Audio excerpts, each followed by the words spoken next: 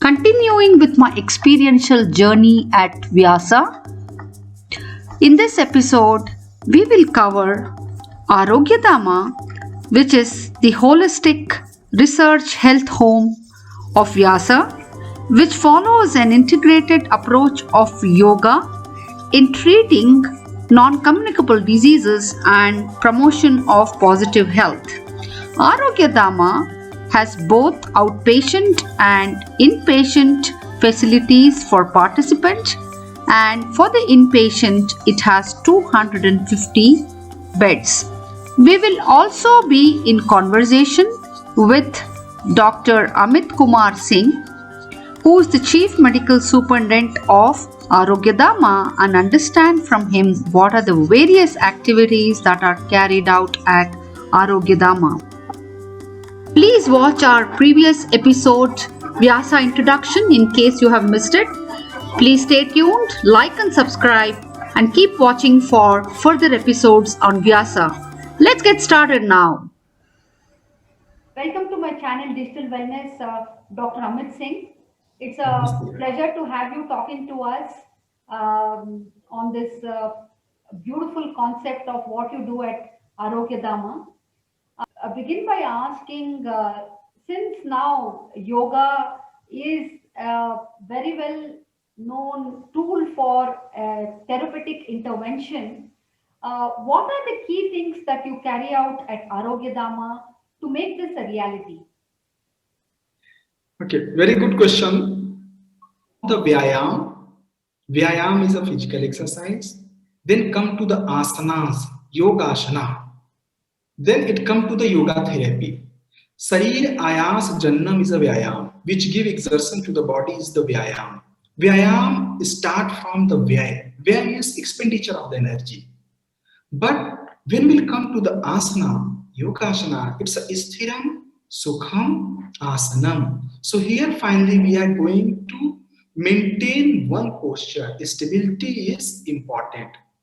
Second one, we should do with the awareness. Awareness is very important. Slowness without jerky movement, along with the breathing. So, concept of the yoga therapy is relax the body, slow down the breath, calm down the mind. For example, we will take one posture, cobra posture. Why this cobra posture comes into the existence? Why our sages made the cobra posture? Cobra doesn't have the spine, but cobra can stand. So cobra is having the strong spinal muscles. Cobra can hold the breath. Cobra blow the wind. So Miss Cobra is having capacity to hold the breath. So we are giving Cobra posture for the back pain, Cobra posture for the asthmatic patient, same Cobra posture for the thyroid patient, same Cobra posture for the diabetes. If one posture for the 10 element, so how we will get the 100% benefit? That is the yoga therapy. So when you attain the final posture, then you relax your whole body and focus on the target organ. You are doing this posture for which element, which organ you have a shift. If you have the thyroid, focus on the thyroid. If you have the asthma, respiratory disease, focus on the lungs. If you have a diabetes, you can focus on the pancreas. If anyone is having the back pain, they should focus on the back. So that is called as from the body. We should go relax the body, slow down the breath, connect your breath to the sick organ. Then calm down the mind means desh bandha chittasya dharana. Desh means place. You bring your mind, bring the awareness, go to the sick organ, increase the flow of prana, blood supply to the sick organ. Then we will get the result. So yoga therapy means do it with the awareness, do it with the relaxation, synchronization with brain, breath, body. Then we can get the better result. Right. Uh, when I spoke to Dr. Nagratna Didi, she mentioned about how at Vyasa, especially at Arogyadama, you focus on non-communicable diseases. Um, so one question that comes to my mind when we say non-communicable diseases, is it related to all the ailments, or there are certain focus areas that you concentrate at Arogyadama? If we will discuss about the non-communicable disease and communicable disease, in the Yoga Vasistha, it's written very well. They define the Vyadhi, Vaya and Adhi is called as Vyadhi and disease. Vaya is a body, Adhi is a adhishthan center. When Adhi from the mind, Adhi is a root. In the mind, there is a root. When the Adhi comes into the Vaya, enters into the Vaya in the body, it becomes the Vyadhi.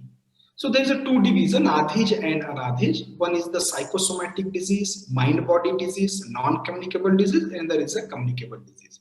So when we discuss about the non-communicable disease, so all the diseases like hypertension, diabetes, neurological disorder, for the everything. So we divided the Arogya Dhama into the 9 sections. Means there is a 9 system. Neurology, oncology is the one department, pulmonology, cardiology, diabetology. So we have divided in 9 sections, and for each and every element we have the evidence based scientific tailor-made program for each and every participant. Even though not for the one element, I will take the example of diabetes. We have the yoga module for prevention of diabetes. Another module we have management of the diabetes.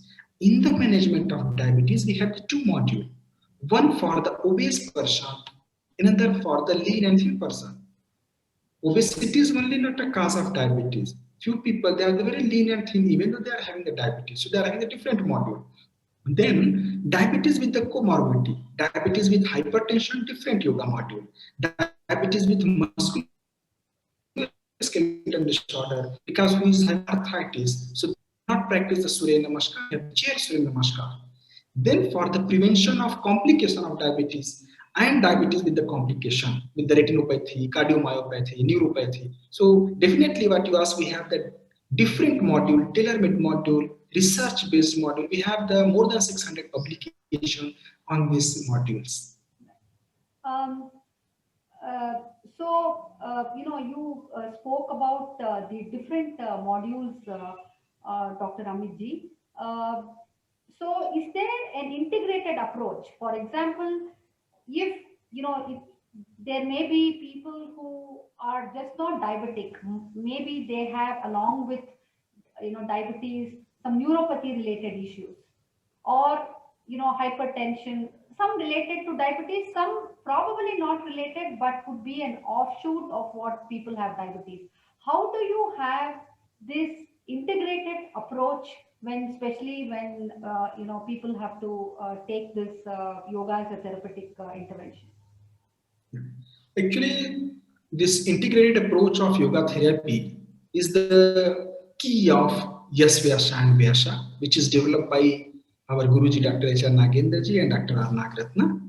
So integrated approach of yoga therapy means yoga, not only the asana, not only the pranayama, not only the meditation.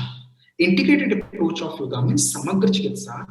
Here we are giving the asana, pranayama, meditation, relaxation, counseling, and lecture.